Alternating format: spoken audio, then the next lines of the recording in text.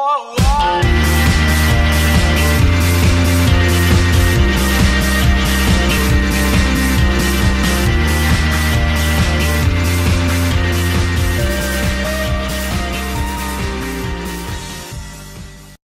Officially good afternoon, everybody. How are we so far?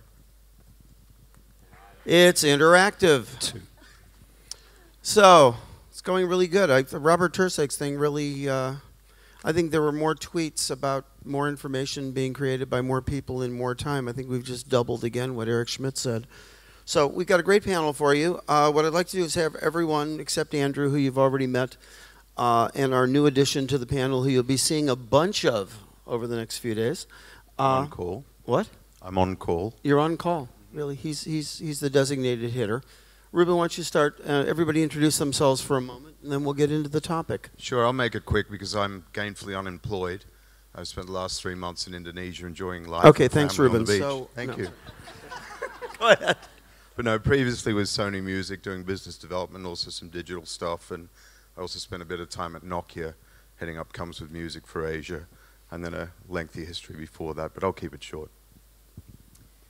My name is Christine Brandel. I run Dow Jones in Asia Pacific, and that includes the Wall Street Journal, the Newswires, and Factiva.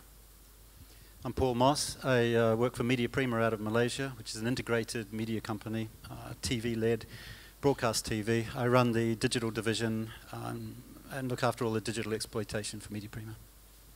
And I'm Ted Cohen, and I run a company called Tag Strategic, and we try and keep people from shooting themselves in the foot digitally. So, it's gun control. You know that. Safety first. So, challenges right now around creating meaningful entertainment experiences in the digital age, and how do you monetize them? So I guess the biggest challenge that we talked about is rising above the noise. We used to live in the world of appointment television and scheduled events, and now all bets are off. People can watch what they want, when they want, through various platforms, whether it's on a tablet, or it's on an iPhone, or it's on their laptop, or it's on their connected set. So, Paul, you're trying to reinvent that, and how do you rise above the noise? How do you let people know that there's something meaningful? And then I guess the next question after that is, how are you monetizing that experience? Sure. So our latest baby is called Tonton. You can check it at tonton.com.my.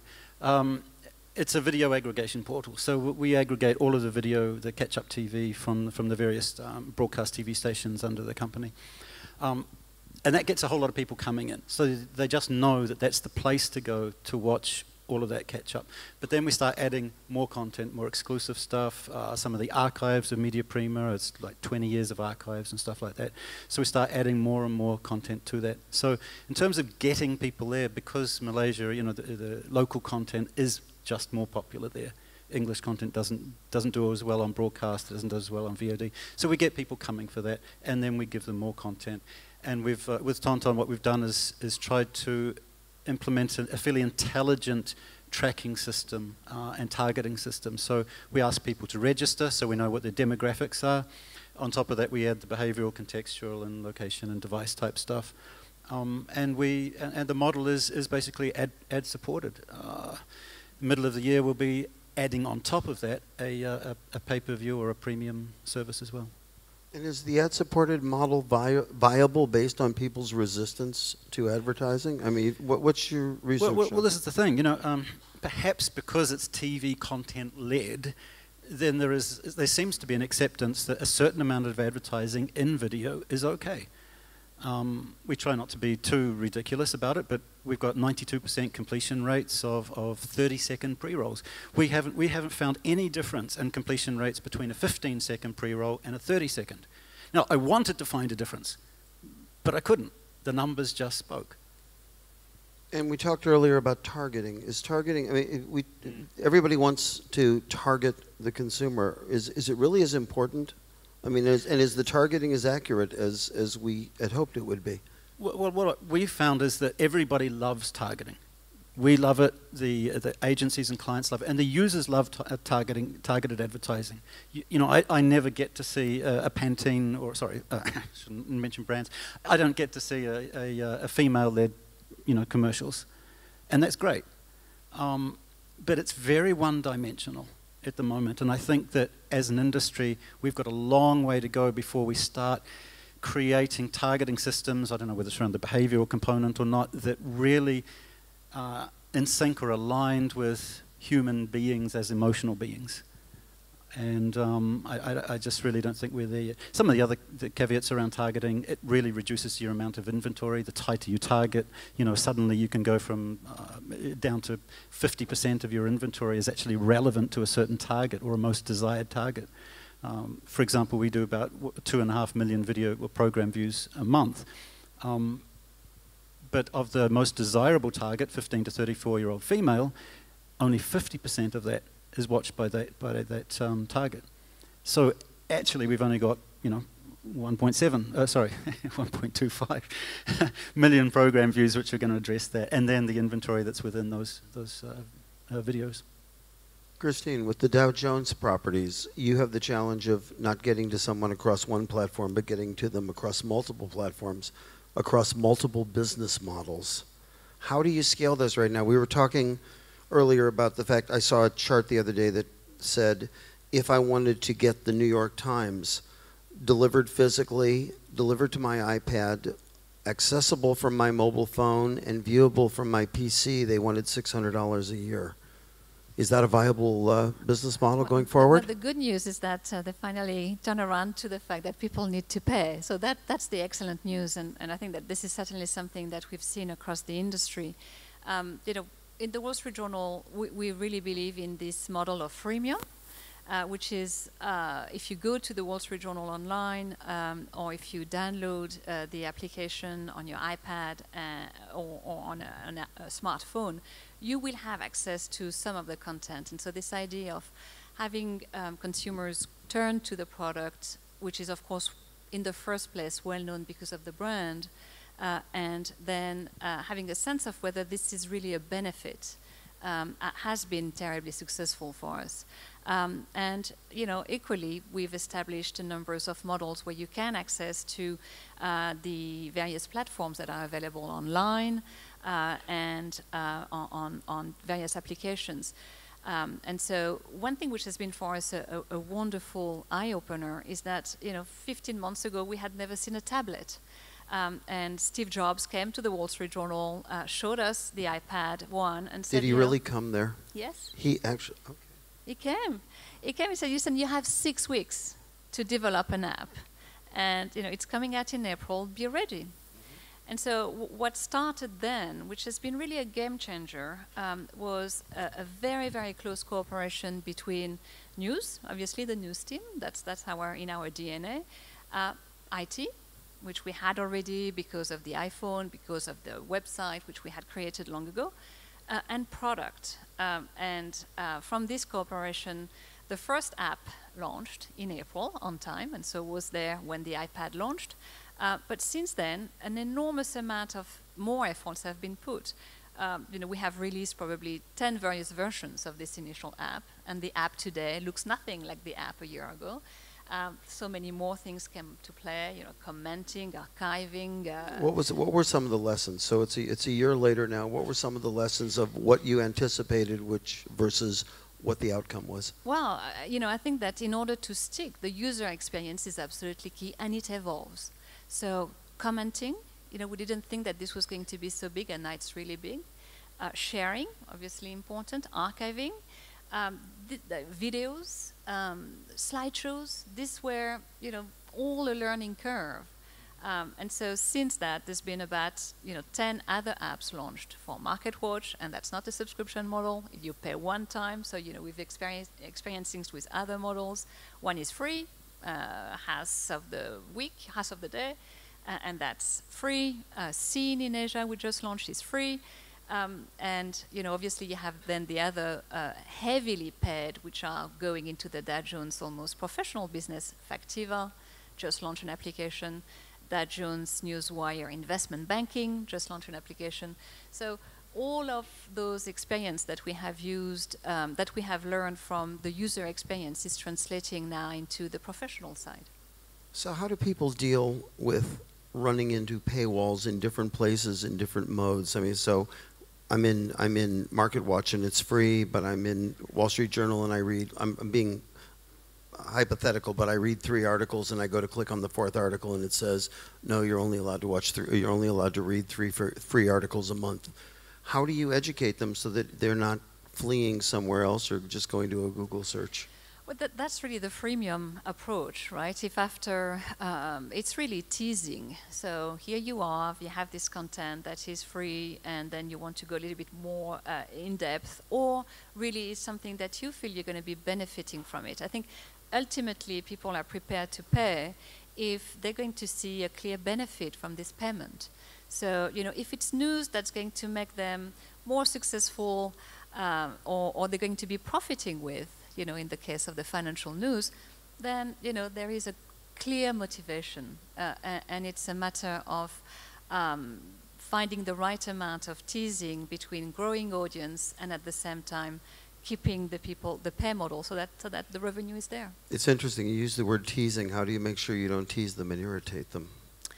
I'm sure we do some. I'm sure we do to some, you know, and I'm sure that at some stage, but I think that if you hit the wall enough to know that you want this content and you can't access to it, with prices that are not going to break the bank compared to what we have all been used to paying for access to broadband every month. Or, you see what I mean? Right. In all relativity, it's not that expensive, and therefore, why not?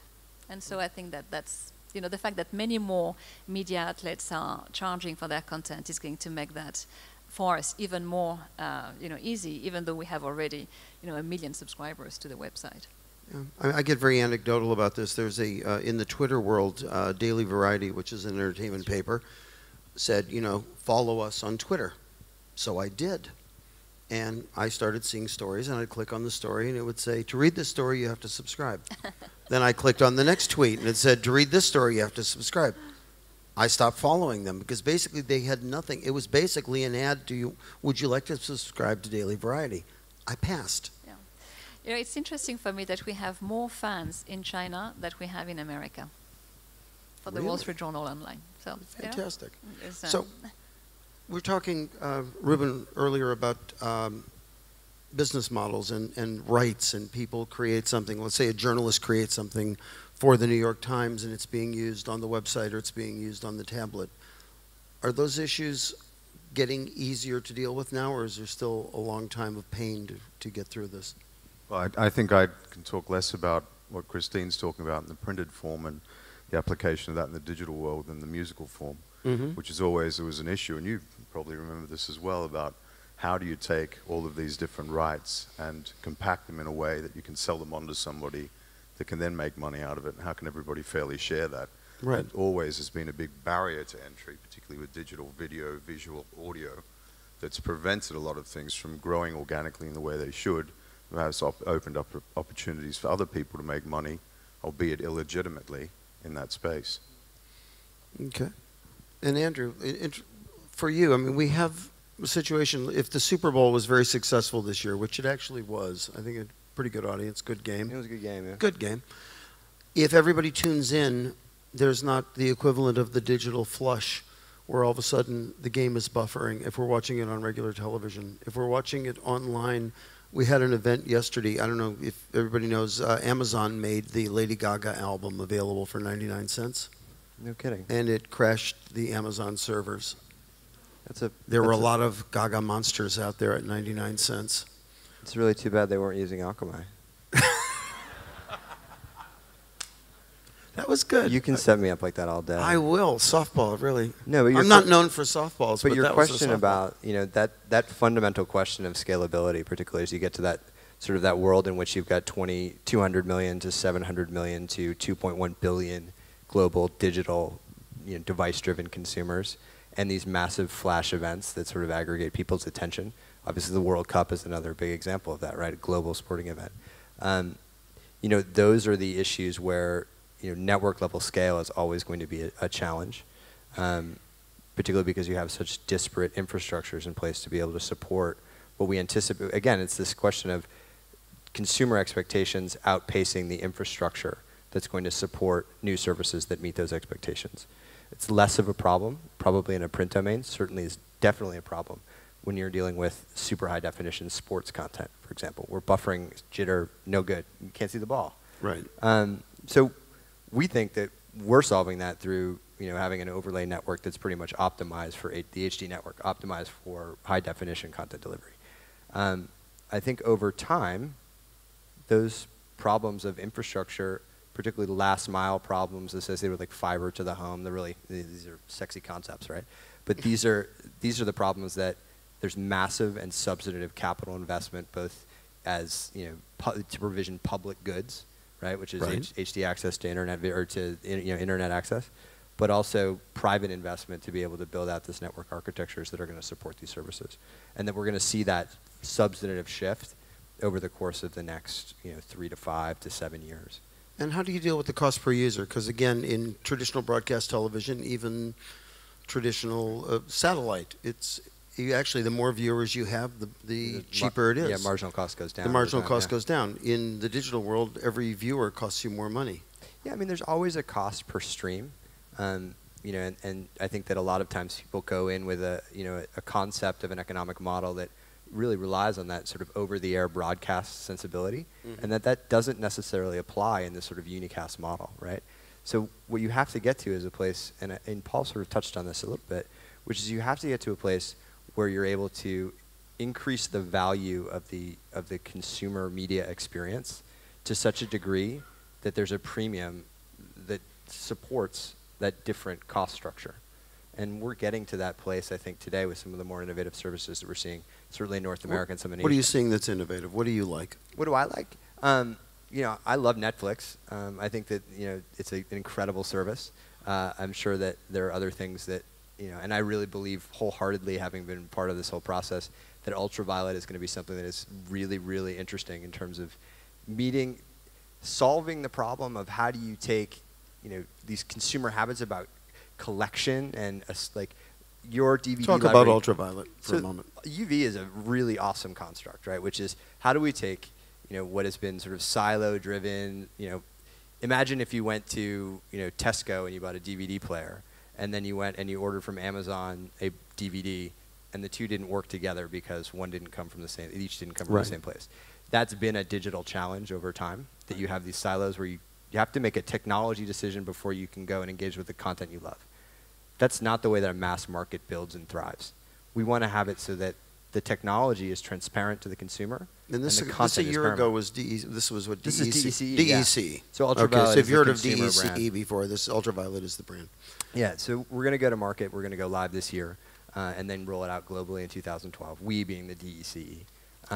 So the assets that I have, I go into Best Buy, I buy a DVD, it's available to me online. Yeah, I buy a movie online, it's available to me on my tablet. It's exactly right. So that the idea is that as soon as you make that purchase, whether it's if you buy a Blu-ray disc and you spin up a BD Live app to your connected Blu-ray player, or you go in and you buy the disc off the shelf at Best Buy, that immediately you're able to stream that asset from your sort of cloud-based rights locker down to your devices.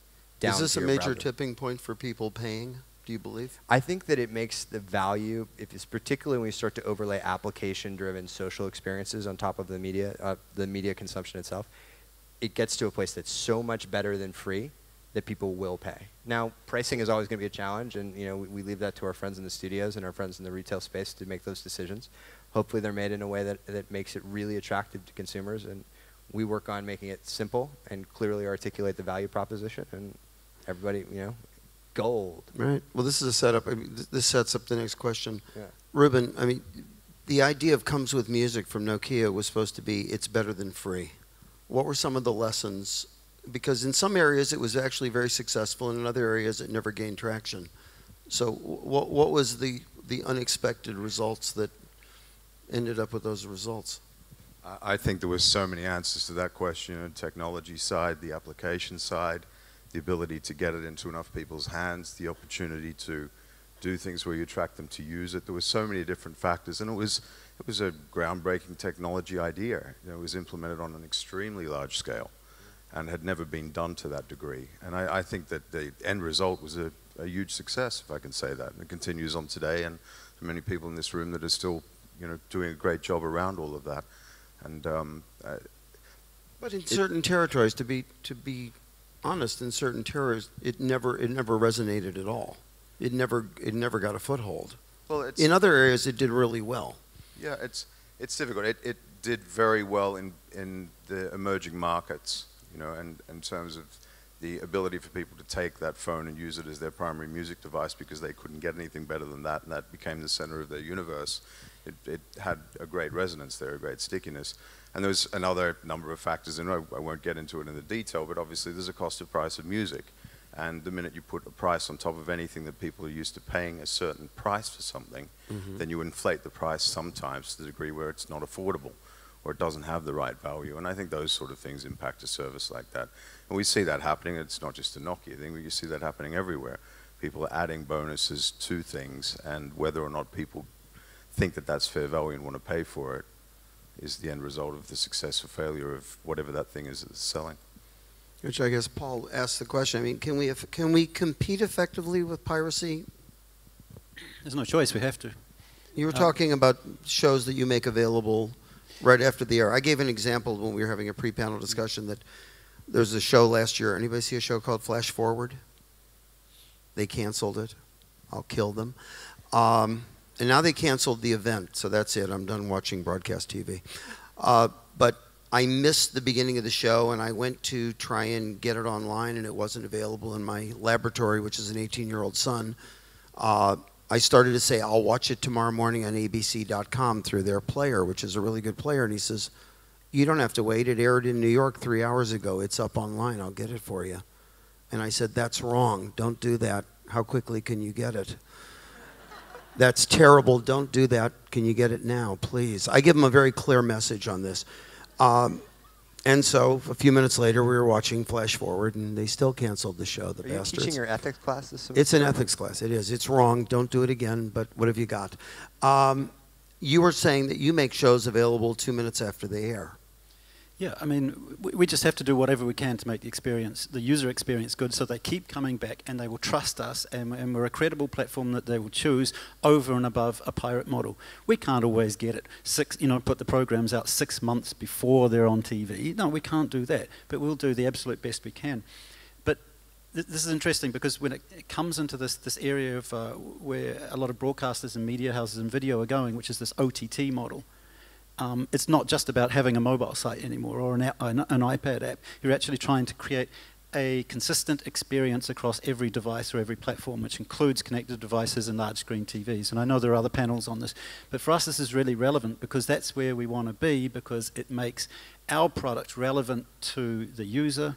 We can have a strategy based around ubiquity, about being everywhere on every platform, and it doesn't matter, and then being able to deliver a consistent experience. But you mentioned rights just now.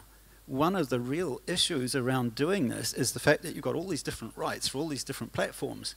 And then a lot of the different content providers, God bless them, I mean, they're trying as hard as they can, and they've got their own issues to deal with. But they're all moving at different speeds and have different models to work with as well.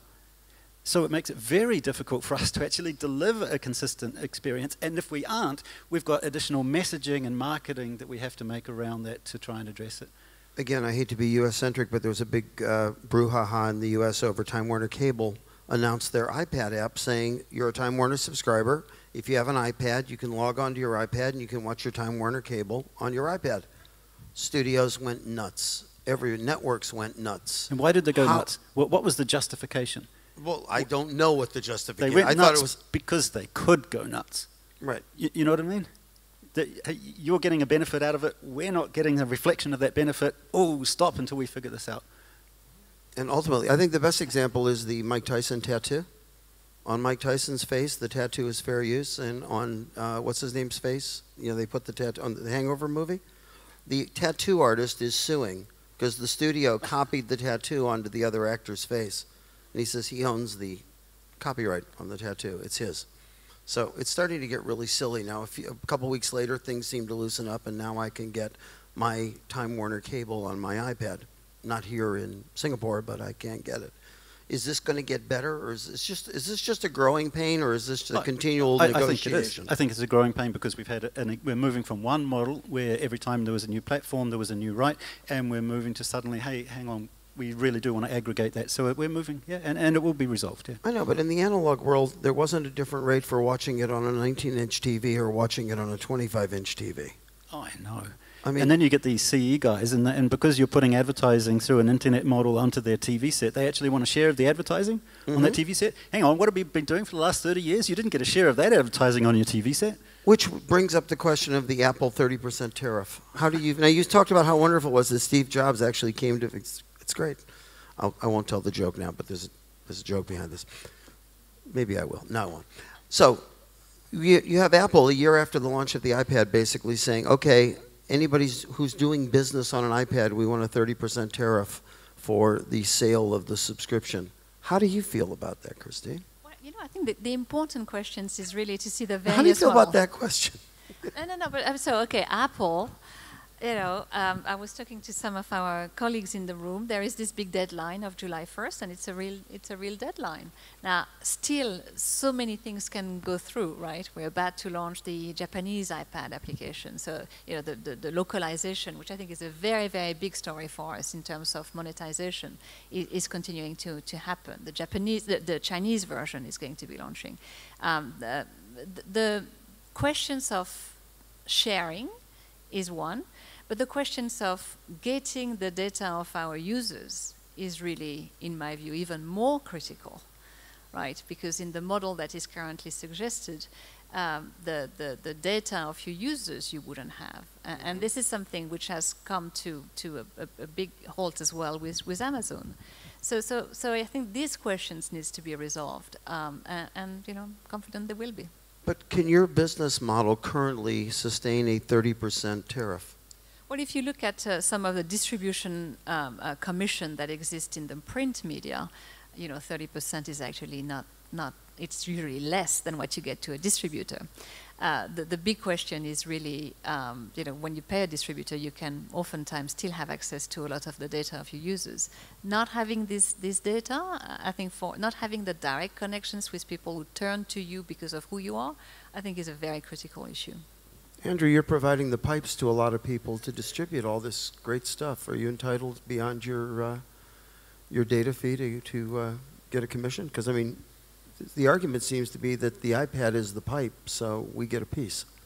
Well, I think that's sort of two different questions. The device itself is, Apple has created an incredible consumer platform for, really innovative new experiences to be delivered by companies like the Wall Street Journal. Yeah, but Samsung has created really great TVs that are connected, and I can now see stuff on my Samsung 65-inch set. Are they entitled to a piece? I mean, that question, I think, gets down to the issue of who owns the consumer relationship in that place. In the context of Samsung or, any consumer electronics device, and in Samsung, I don't mean Samsung specifically, but the rhetorical Samsung, the consumer electronics device manufacturer stating ownership over the consumer relationship or serving as a proxy or an intermediary is one that, is also sort of, I think, a function of these growing pains that the industry is experiencing as we start to acclimate business models to consumption models on the consumer level. These questions of data, right? I mean, and we certainly advocate the idea that we're able to provide to both sides of that distribution deal, the content programmer and the platform operator and the CE manufacturer as well, significant insight into the data around consumption, around user experience, and then around demographic that should inform over time a richer ad payload that also lines up with the way that I'm shopping, I really am in the market for a BMW, so I'm going to get the BMW car seat ad.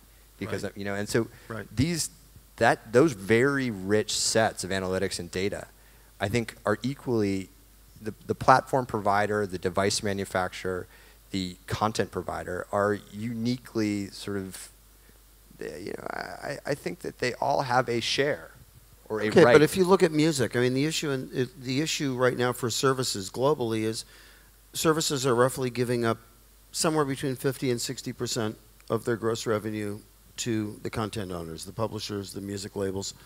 You add another 30% on top of that.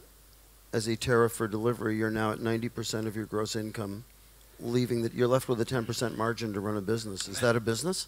Ruben, I mean, you've been on this. You've been on both sides of the desk on this. Is a 10% margin a business?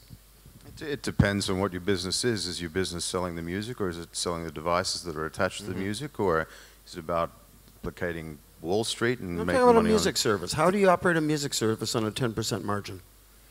I don't think you could operate any service on a 10% margin. I mean, that's just a factor of life, right? So how do we reconcile this? I think the reconciliation... In 22 seconds. 25... Oh, now we're over. 26, We're 26 up, seconds down. over. I think it's important. How do you reconcile it? I think what you've been talking about here is a territorial issue. Everyone wants 100%. Right. You know, write down that could be 400 or 500% that really the demand is, and the reality is that it's got to be less than 90. And will it be 50 in the end? And will everyone make money? And will some people win? And will some people lose? That's life. You know, we talked in that room over there about principles of Darwinism, survival of the fittest, and everything that goes with it. It's a symbiotic world. It's collaborative. And if there's enough money, and if the idea is successful, and lo and behold, if the consumer thinks it's wonderful, then it will win. And nobody's going to do it where they lose money. And the world will figure itself out. I think we're just in a place and time at the moment where we haven't figured it out. We're all just guessing. And let's see what happens. I'm going to give you the last word on that. Thanks, everybody. Thanks to the audience.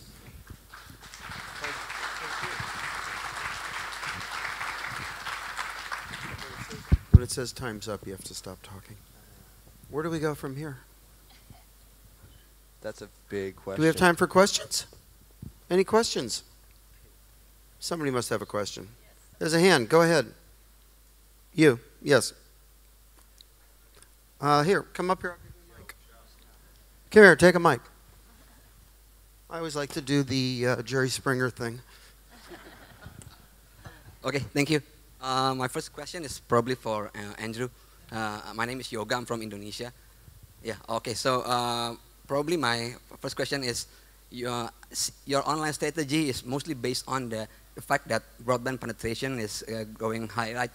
But in some places like my country, where we don't really have, well, we have what the ISP call broadband, but I'm not really sure it's really broadband.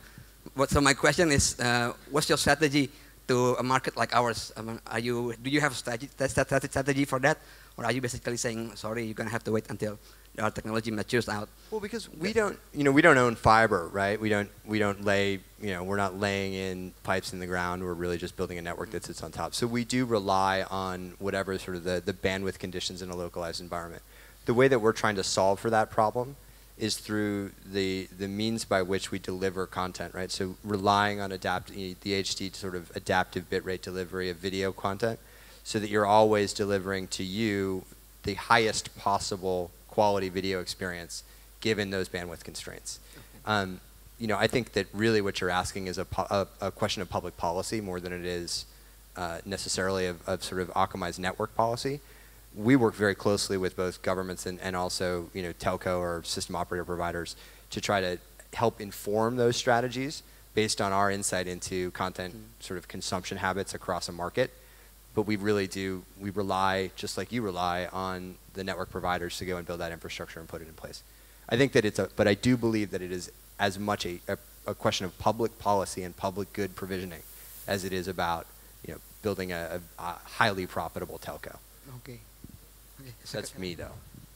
Okay, I have a second one. This is probably for Andrew and also for Sean. So, if you're talking about online entertainment, what bugs me the most is geographical restrictions.